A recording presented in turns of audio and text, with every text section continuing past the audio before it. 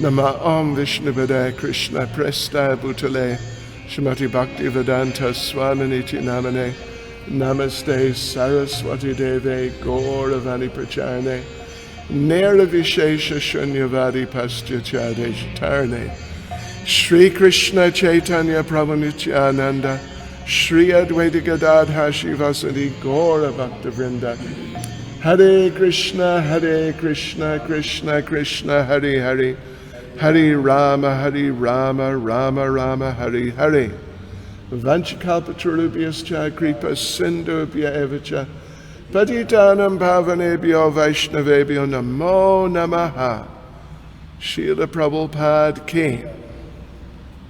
All right, devotees, so last night we concluded the third section of Bhagavad Gita.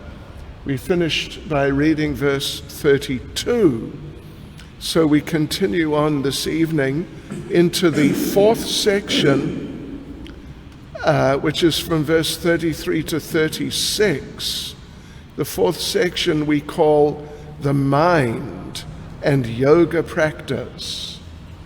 And it's interesting that here, after Krishna has given all these instructions, particularly on Ashtanga Yoga, of course, as we have noted now so many times, Srila Prabhupada in his purports, he almost always, or at least very regularly, sort of, he brings things to a focus in Krishna consciousness and devotional service. Anyway, you know, if you've been focusing, if you've been reading the verses and hearing the verses themselves, then you'd know that a lot of it, on the surface, it's basically about a kind of mechanical yoga process, which Ashtanga Yoga is. It's very demanding. It's not something that just anybody can do, like chanting Hare Krishna. Anyone can do it. A child can do it. It's not something so esoteric and, you know, just otherworldly and strange. Practically anyone can do it. But this system of yoga that's been described, that has not been so simple. Yeah, very demanding. Therefore, when we come to this particular part in the 6th chapter, Arjuna protests that I don't think I can do this. It's too much for me.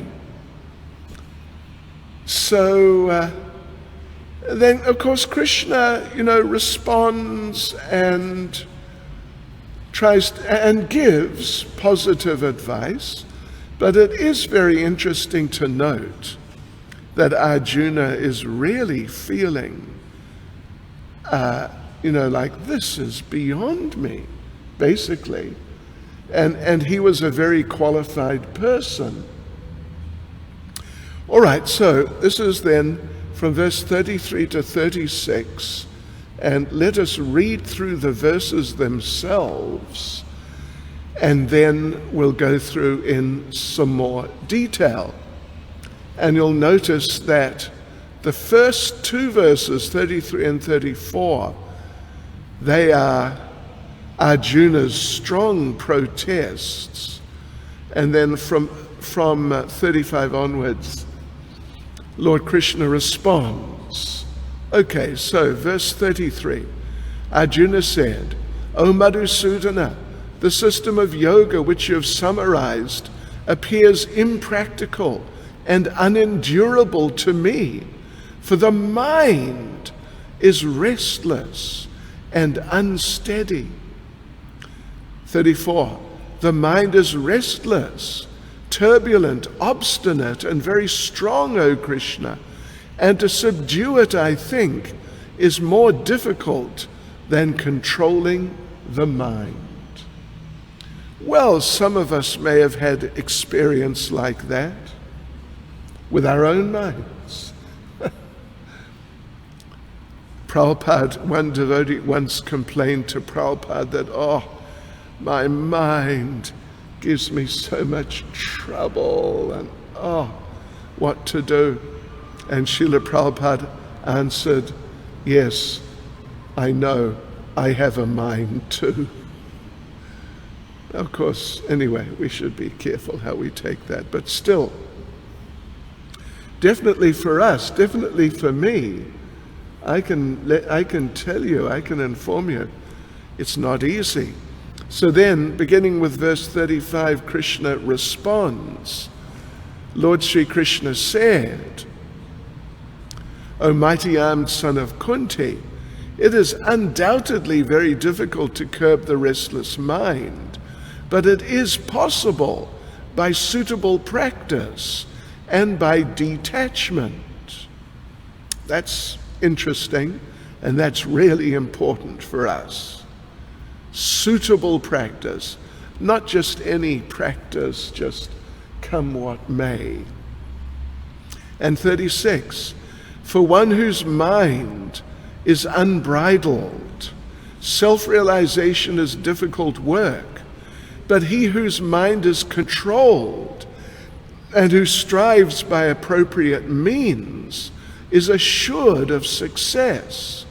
That is my opinion. Well, that's good news, isn't it?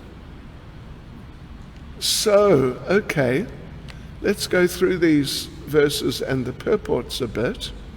33, Arjuna said, O Madhusudana, the system of yoga which you have summarized appears impractical and unendurable to me, for the mind is restless and unsteady.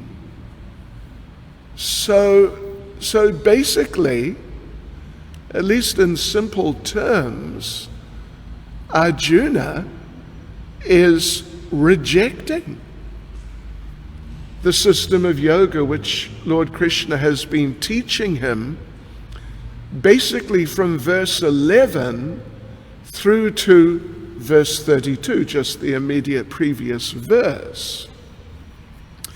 And we can imagine, and Prabhupada mentions in the purport, that for your average person in the street, the average person, Prabhupada says, it's not possible for an ordinary man to leave home and go to a secluded place in the mountains or jungles to practice yoga in this age of Kali. And he basically explains in these sorts of terms through the purport. And you can just imagine yourself. You know, it's one thing to try and do some yoga or something at home, but it's another thing to go to the mountains or the forest on your own, because you're meant to go on your own and try and do these things. And what to speak of in some places, Prabhupada mentioned, we read the other day, a few days ago, that previously the yogis would do this. They'd go off to some isolated place and they'd have to watch out for wild animals because it was like that. You know, and those were like really serious wild animals. Lions, tigers, you know, they're really like big time wild animals. But even now to do this at home, full time, what to speak of going to the jungle. And you know, today, people want something very quick. They want something very quick. They don't want to practice for a few lifetimes, something like this. That's just a bit too much for your average Tom, Dick, or Harry. And, you know, even Arjuna was a very qualified person. He's twice born. He's not a Brahmin, but he's a twice born Kshatriya with a real background in spiritual culture. But despite that, Arjuna was thinking, no, this is just like too much, actually. It's too much. And so Srila Prabhupada says at the end of the purport that those who are imitating this yoga system in different so-called schools and societies, although complacent, are certainly wasting their time. They're completely in ignorance of the desired goal. And on to 34. The mind is restless, turbulent, obstinate, and very strong, O Krishna. And to subdue it, I think, is more difficult than controlling the mind.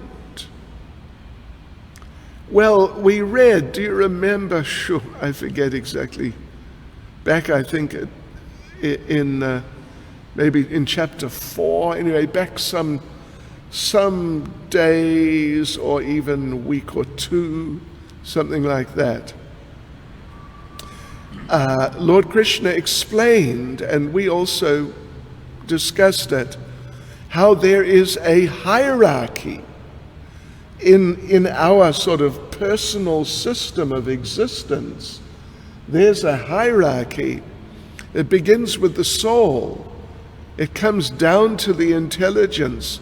It goes down to the mind, from the mind to the senses, and then the senses are working with the sense objects.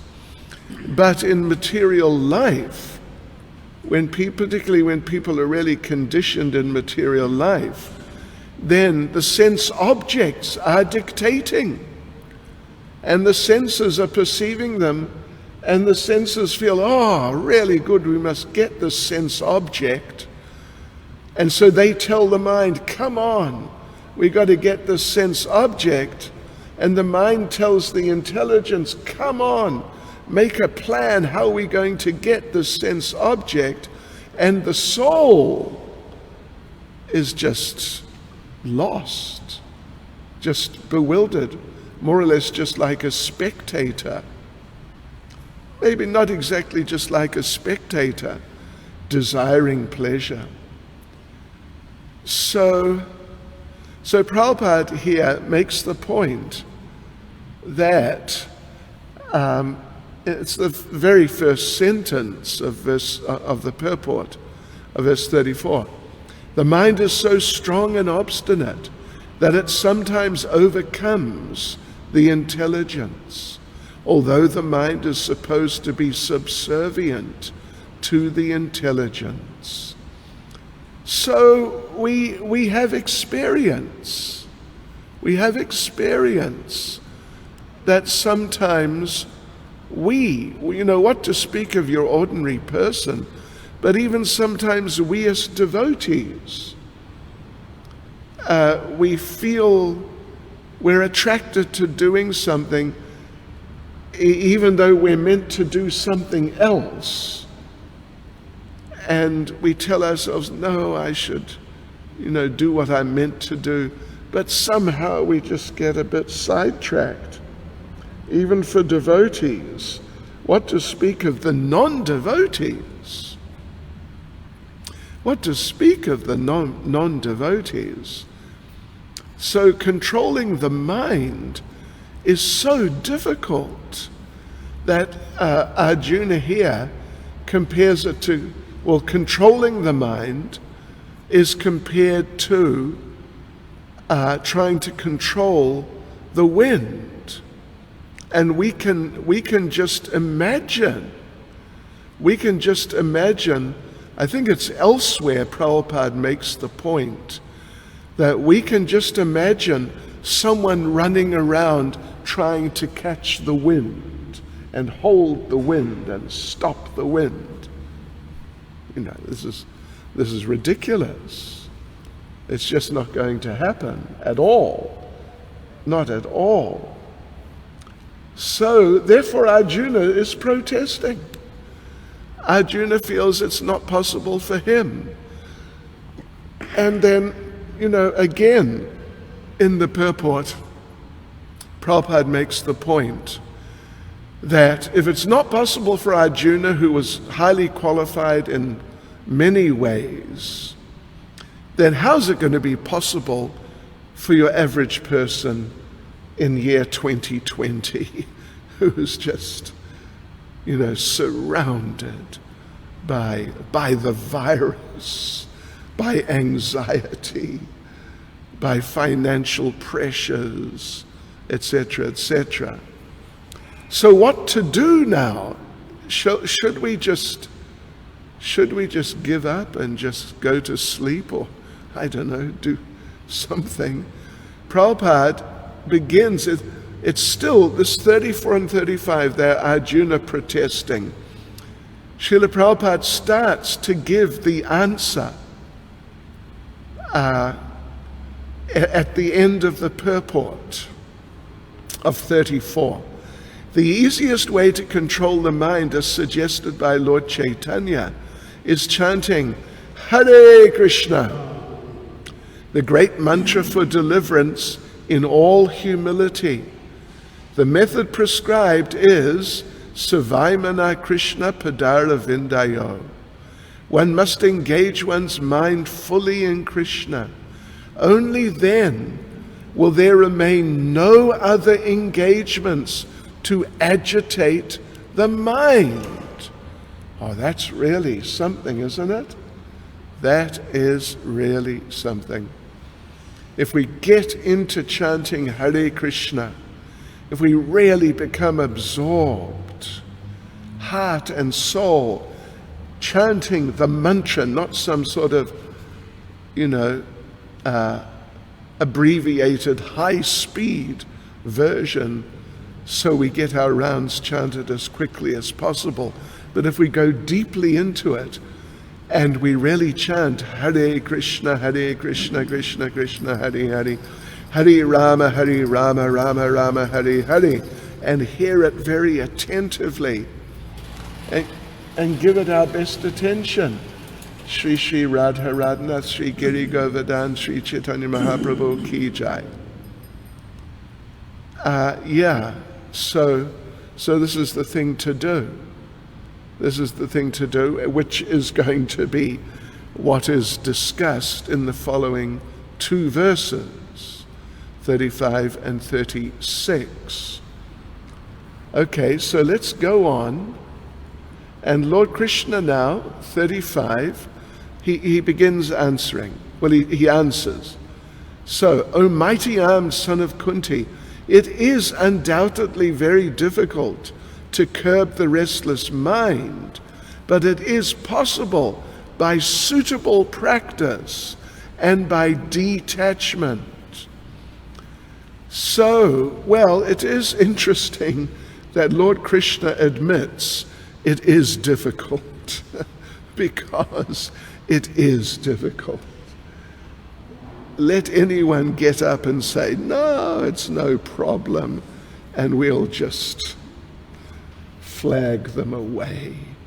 That's just nonsense. It's just nonsense. So yes, so it is possible by, not just by practice, but by suitable practice and by detachment. Of course, we can note that in regards to karma yoga, buddhi yoga, and these, that discussion, the whole discussion that detachment was emphasized. Detachment was emphasized.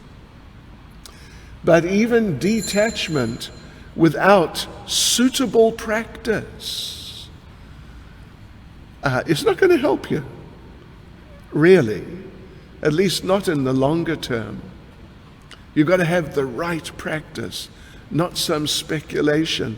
So what is that? What is the suitable practice that Lord Krishna is talking about? Well, if we look, let's see, about, 3 or 4 or 5 sentences into the purport. By the practice of Krishna consciousness, however, one engages in 9 types of devotional service to the Lord. The first and foremost of such devotional engagements is hearing about Krishna. This is a very powerful transcendental method for purging the mind of all misgivings.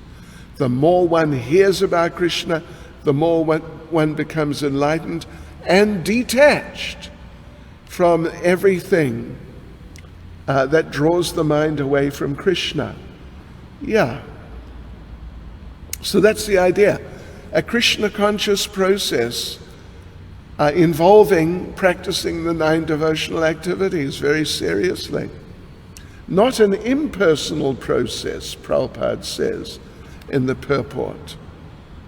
And Srila Prabhupada, describing the effectiveness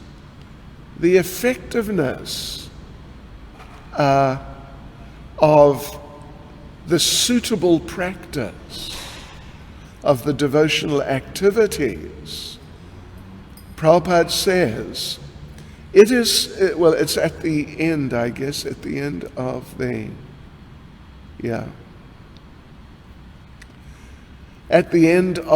purport, it is something like curing a disease by expert treatment and appropriate diet.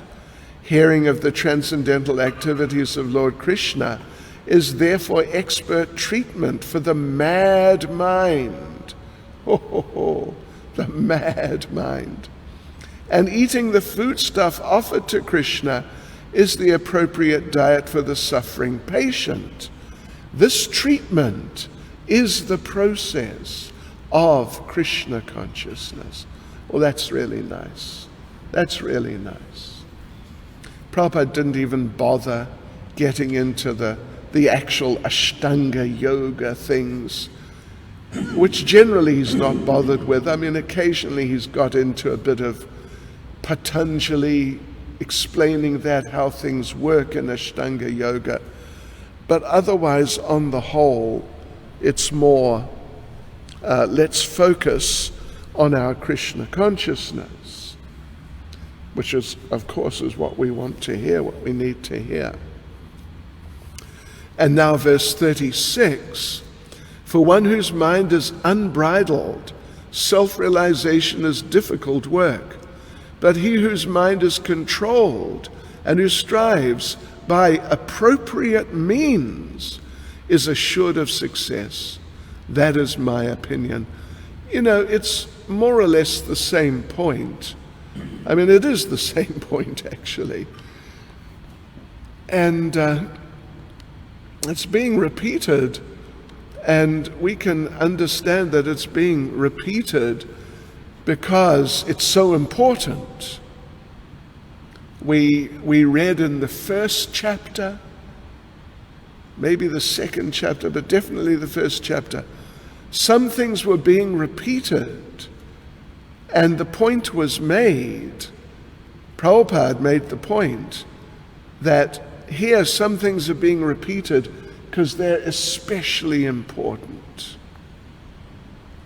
So anyway, here in the purport of 36, Prabhupada says the Supreme Personality of Godhead declares that one who does not accept the proper treatment to detach the mind from material engagement can hardly achieve success in self-realization. And here's a good one, listen to this. Trying to practice yoga while engaging the mind in material enjoyment is like trying to ignite a fire while pouring water on it. Hare Krishna.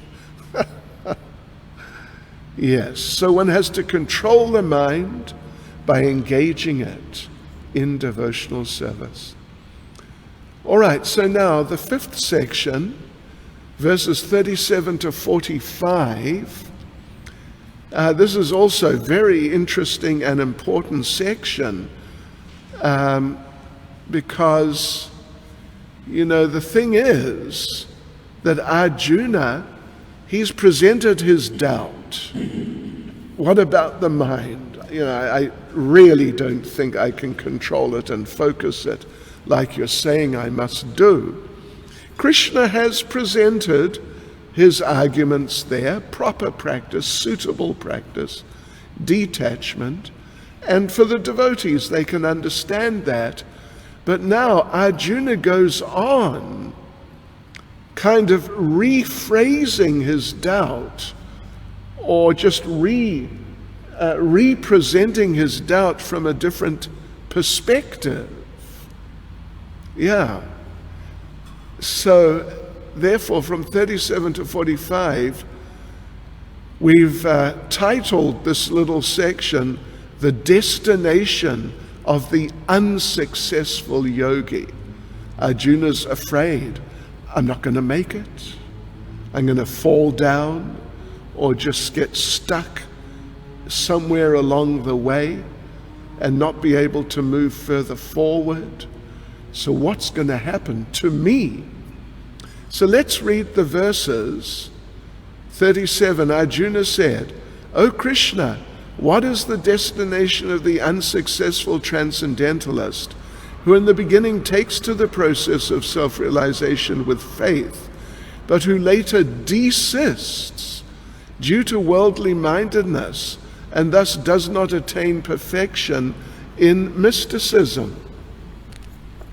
38, O mighty armed Krishna, does not such a man who's bewildered from the path of transcendence fall away from both spiritual and material success and perish like a riven cloud with no position in any sphere?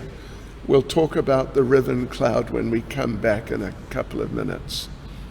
39, this is my doubt, O Krishna, and I ask you to dispel it completely. But for you, no one is to be found who can destroy this doubt. 40, the Supreme Personality of Godhead said, Son of Prita, a transcendentalist engaged in auspicious activities does not meet with destruction either in this world or in the spiritual world. One who does good, my friend, is never overcome by evil. Well, that's very encouraging, isn't it? 41. Now Krishna is going to explain what happens to someone who tries to practice yoga, but then either they die before they can complete the process, or maybe they fall down, or just sort of get bogged down somehow or other along the way. The unsuccessful yogi, after many, many years of enjoyment on the planets of the pious living entities, is born into a family of righteous people or into a family of rich aristocracy. 42. Or, if unsuccessful after long practice of yoga, he takes his birth in a family of transcendentalists who are surely great in wisdom. Certainly such a birth is rare in this world. 43.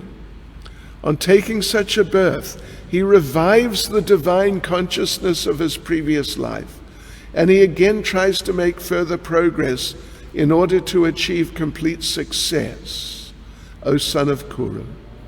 44. By virtue of the divine consciousness of his previous life, he automatically becomes attracted to the yogic principles even without seeking them. Such an inquisitive transcendentalist stands always above the ritualistic principles of the scriptures.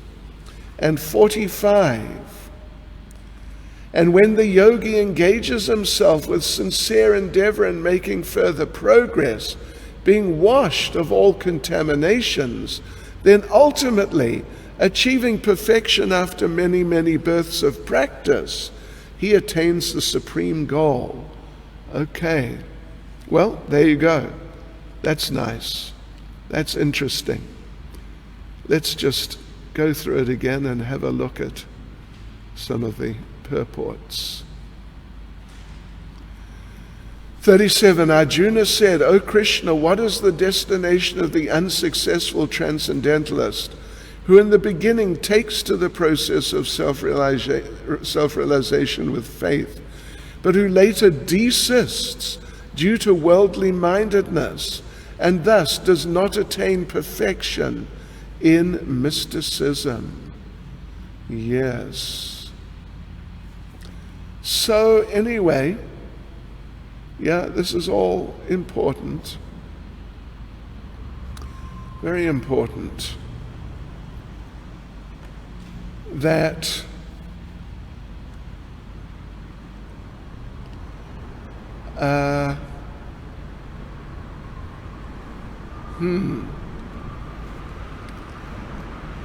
well, we've just read, Krishna's just said, if we follow the process of self-realization properly, we'll realize, we'll be successful. We'll realize our constitutional position, our relationship with Lord Krishna. But, as Arjuna has now said a few times, isn't it? This is now the third verse in which he's just saying, listen, my dear Lord, here it's indirect. He's sort of coming around through the back door. But the point is the same. It can be difficult. Prabhupada would say, Krishna consciousness is simple for the simple and complicated for the complicated. And if you're really complicated, you can make it so complicated it becomes impossible. Yeah. So spiritual life means to declare war on the material energy, and she will fight back. Yeah. So anyway, as Prabhupada says here, Arjuna is inquisitive to know the results of deviation from the path of self-realization. That's the last sentence in the purport. And we have here a comment from Prabhupada in a class, or anyway, it's a comment from Prabhupada. There's a question first from Vishnu Jan, who was a prominent devotee, but unfortunately his mind got the best of him. As far as we know, he died by suicide or something like that.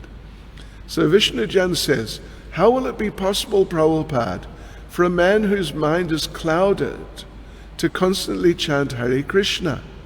A man who's always thinking thoughts about family, friends, country, nation, and, other things too.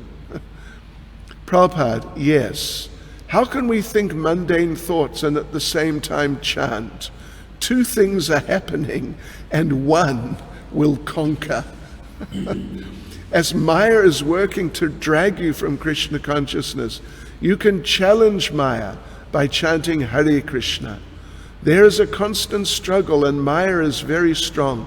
She will entice you to other paths. But if you persevere, if you chant loudly, you need not fear Maya. Simply improve your chanting and you will be the conqueror.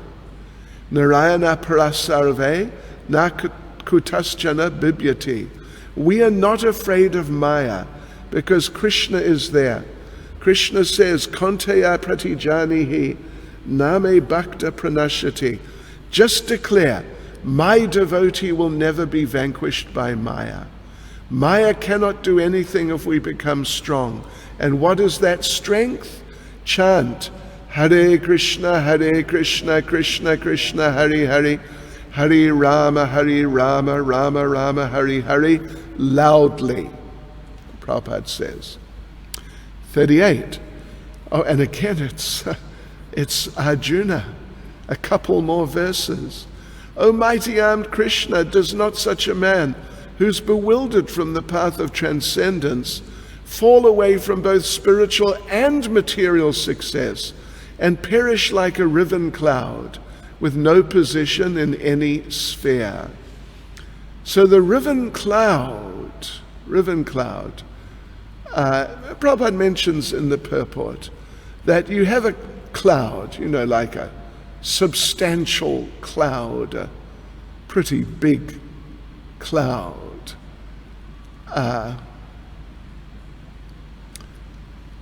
So there's big cloud in the sky, but some little corner of it, some little piece from the side of it gets blown away by the strong wind. And now that little piece is just on its own there.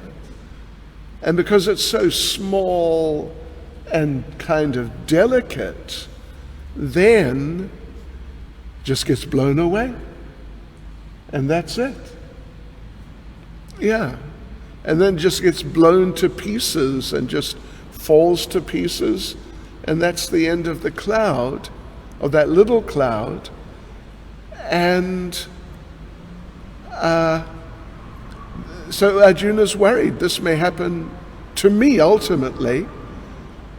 Or he's asking in a general sense, just about people who are practicing yoga in general.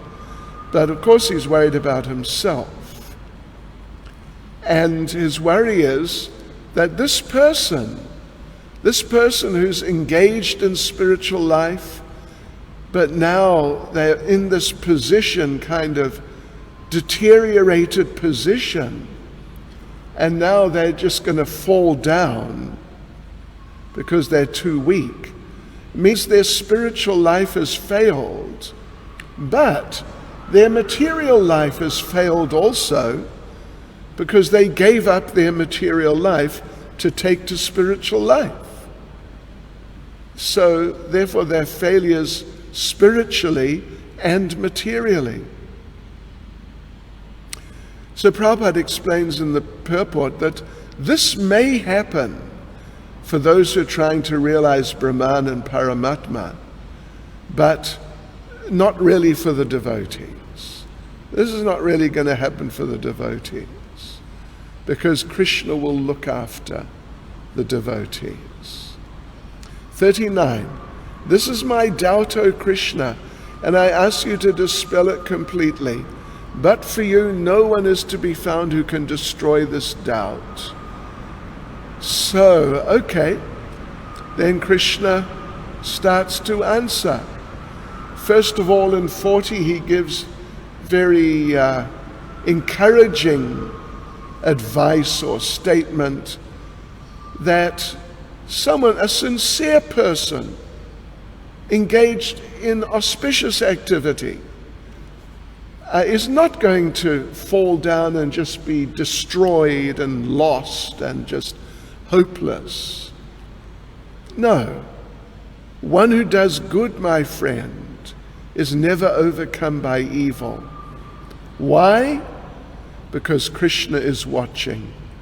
And if it's a devotee is trying to progress, but the devotee is weak. And so the devotee maybe falls down or just doesn't make it by the end of this lifetime. But it's all right, Krishna will help. Krishna will help. So, 41. The unsuccessful yogi, after many, many years of enjoyment on the planets of the pious living entities, is born into a family of righteous people, or into a family of rich aristocracy. So 2 categories of unsuccessful yogis are mentioned here. 2 categories.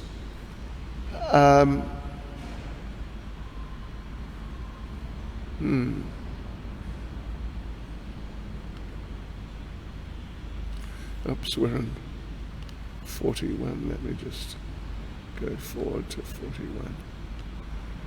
Yeah, so 2 categories of unsuccessful yogis. This is from the purport. One has fallen after very little progress, and one has fallen after long progress. So one who's fallen after not so much progress, Prabhupada explains in the purport, goes to higher planets. And after some time enjoying there, comes down to earth and is born in a pious Brahmin family or rich mercantile family. Yeah. Or, now 42 is talking about the second category.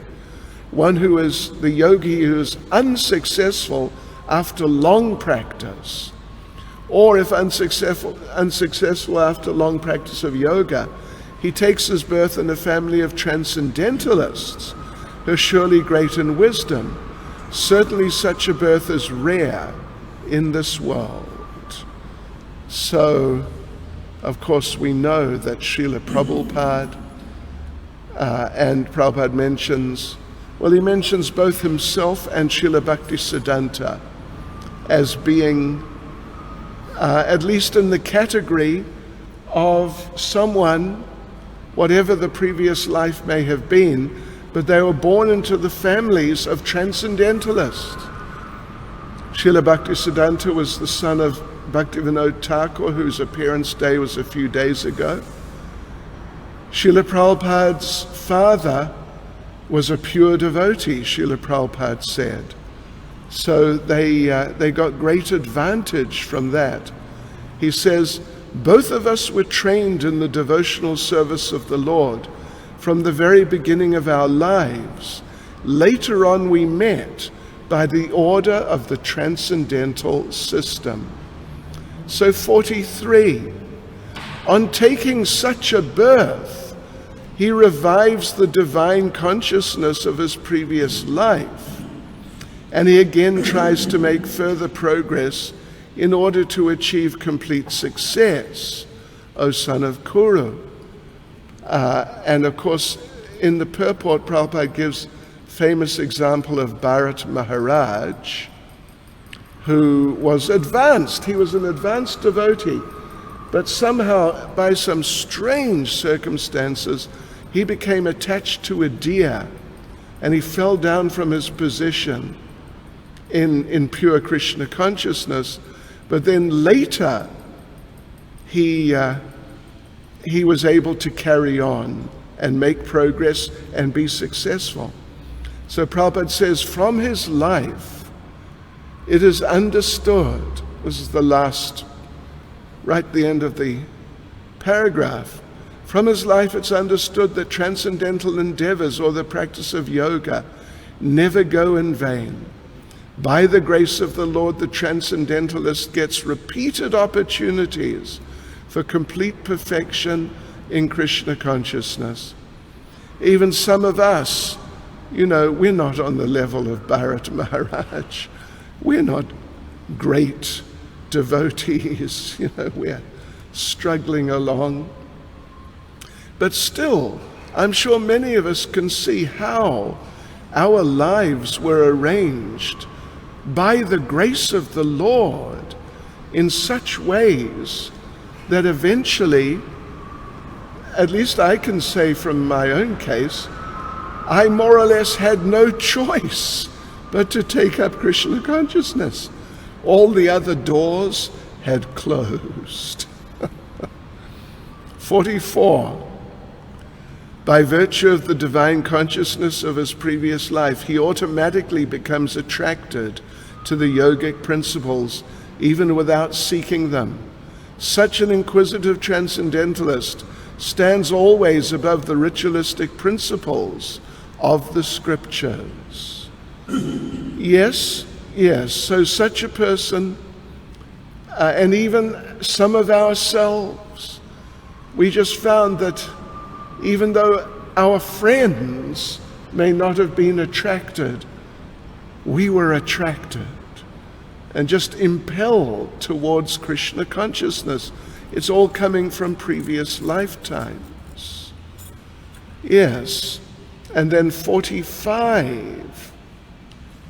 And when the yogi engages himself with sincere endeavor in making further progress, being washed of all contaminations, then ultimately, achieving perfection after many, many births of practice, he attains the supreme goal. So it can be, we've heard of two categories: those who are unsuccessful after not so long practice, and those who are unsuccessful after long practice. Those who are unsuccessful after not so long practice, they were to take birth in the family, like Brahmin families, rich aristocratic families, where they have the opportunity to get back into Krishna consciousness. Whereas those who are unsuccessful after long practice, they take birth in the families of transcendentalists, which is better. But the point is that in both cases, in all those cases, by the mercy of the Lord, they can become perfect. So, yes. So, Srila Prabhupada quotes, what is it? Well, it's a verse, coming from the next verse, next chapter. After many, many births of executing pious activities, when one is completely freed from all contaminations and from all illusory dualities, one becomes engaged in the transcendental loving service of the Lord. Incidentally, we're going to carry on for about another 10 minutes because we got delayed a little badly this evening. I want to read to you now, devotees. It's not so long. It'll take maybe 2 minutes. Srila Prabhupada's letter to his disciple Jayananda, famous devotee Jayananda, great devotee, who left his body just a couple of months or 3 months or something before Srila Prabhupada left this world, same year. And it's interesting what Prabhupada says. This is the whole letter. I'm feeling very intensely your separation. In 1967, you joined me in San Francisco. You were driving my car and chanting Hare Krishna. You were the first man to give me some contribution, $5,000, for printing my Bhagavad Gita. After that, you've rendered very favorable service to Krishna in different ways. I so hope at the time of your death you were remembering Krishna, and as such you've been promoted to the eternal association of Krishna. If not, if you had any tinge of material desire, you've gone to the celestial kingdom to live with the demigods for many thousands of years. Shri Shri Radha Radhanath Shri Giri Govardhan Shri Caitanya Mahaprabhu Ki Jai. So if you had any tinge of material desire, you've gone to live with the demigods for many thousands of years and enjoy the most opulent life of material existence. From there you can promote yourself to the spiritual world. But even if one fails to promote himself to the spiritual world, at that time he comes down again on the surface of this globe and takes birth in a big family, like a yogi's or a Brahmin's or an aristocratic family, where there's again chance of reviving Krishna consciousness. But as you were hearing Krishna Kirtan, I'm sure that you were directly promoted to Krishna Loka. Janma karma chamedavyam evam yoveti tatvataha chaktva punar janma naiti mameti shorjana. Krishna has done a great favor to you, not to continue your diseased body, and has given you a suitable place for your service. Thank you very much. Your ever well-wisher, A.C. Bhaktivedanta Swami. Okay, so now we go into the last section. It's only the last two verses, 46 and 47. The topmost yogi, who is a devotee. So in 46, Lord Krishna is actually summing up what has been discussed in the previous 6 chapters, more or less. Listen to this. A yogi is greater than the ascetic, greater than the empiricist, and greater than the fruitive worker. Therefore, O Arjuna, in all circumstances, be a yogi. Practice yoga. So in the purport, Prabhupada mentions there are different types of yogis. When the process is predominantly fruitive, it's karma yoga. When it's predominantly empirical, means using the senses to acquire knowledge, it's called jnana yoga. And when it's predominantly in a devotional relationship with the Lord, it's called bhakti yoga. But there are gradations amongst these. Asceticism without self-knowledge is imperfect, means, austerity. Empiric knowledge without surrender to the Supreme Lord is also imperfect. And fruitive work without Krishna consciousness is a waste of time. And therefore, in the last sentence, Prabhupada says, therefore the most highly praised form of yoga performance mentioned here is bhakti yoga. And this is still more clearly explained in the next verse. So anyway, in the last 6 chapters, different processes have been presented. Some of them overlap with each other, and sometimes it gets a little, not extremely, but a little complicated. But ultimately, out of all those processes, yoga is the best, and out of the different yoga processes, bhakti yoga, as we're going to see right now, is the best. 47. This is such a famous verse and such an important verse. I'm going to read the Sanskrit too. Yoginam api sarvesham madgaten antaratmana shraddhavan bhajate yomam sameyuktatamo mataha. And of all yogis, the one with great faith, who always abides in me, thinks of me within himself, and renders transcendental loving service to me, he is the most intimately united with me in yoga and is the highest of all. That is my opinion.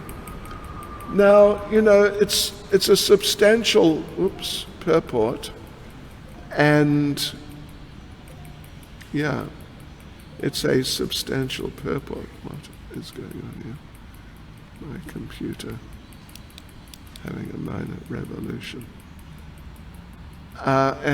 We can't really go through the whole thing, but first of all, Prabhupada notes that in the verse, the word bhajate is used. Bhajate is from the same root as bhajan. We all know what a bhajan is, a devotional song. And so it has its root in the verb bhaj, or the verbal root, bhaj, which is often taken to mean just worship. indicating more or less ritualistic ceremonial worship. But actually bhaj, bhajate, bhaj, doesn't just mean worship. It means, Prabhupada says, it cannot be used, worship, in the same sense as bhaj. But bhaj indicates service with love and faith for the Supreme Lord. So that's a very important point about this verse and the whole idea of what is bhakti yoga. It's not just some formal worship. It's a dedication in love and service to the Supreme Personality of Godhead. So,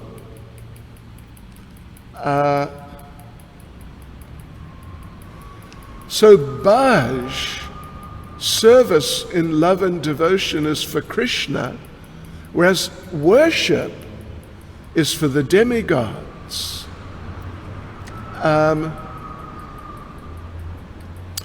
Prabhupada, in the third paragraph, let us just briefly have a look at this. In the third paragraph, Prabhupada talks about the yoga ladder.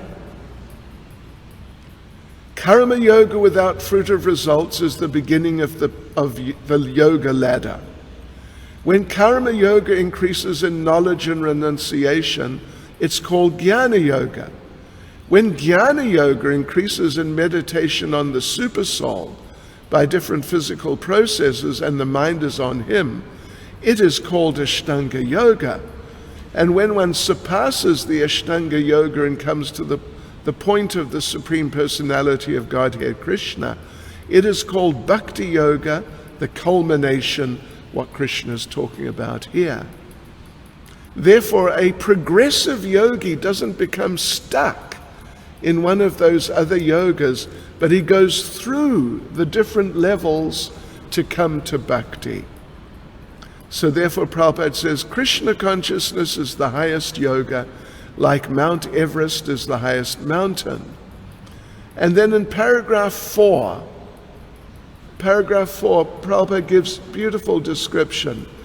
The ideal yogi concentrates his attention on Krishna, who's called Shamsundar, who's as beautifully colored as a cloud, whose lotus-like face is as effulgent as the sun, whose dress is brilliant with jewels, and whose body is flower garlanded.